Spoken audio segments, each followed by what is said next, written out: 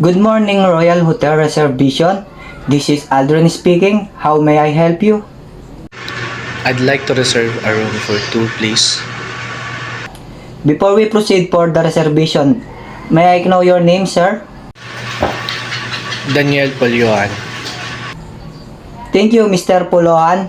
May I know which date you would like to make your reservation?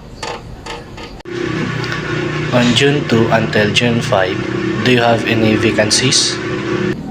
Yes, we have several rooms available for that particular days.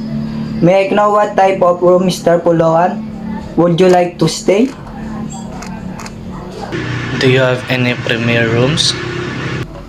I'm sorry, Mr. Poloan, but all our premier room have been booked on the 3rd of June.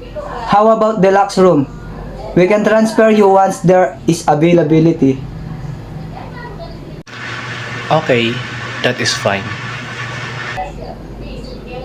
For a deluxe room, we have it 5,999 pesos, Mr. Poloan, per night. That's a reasonable price. Now, as for the room, Mr. Poloan, do you prefer smoking or non-smoking? Definitely not smoking. I can't handle that smell. Non-smoking. Now, it's a queen size of bed, okay? A queen sounds great. Great. Would you like to confirm your reservation, sir? Yes, I would like to confirm the reservation. Can I have the name of the person who will be staying, Mr. Pulawan? Miss Pangilinan. Okay, one more second, Mr. Pulawan. Your reservation is now verified. May I know your phone number, sir? It's 0123 456 789. Okay, Mr. Pulawan. How may the bill be settled? Do you accept payment via credit card? Yes, Mr. Pulawan.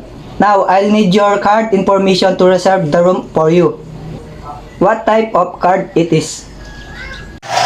My credit card number is 333-3333.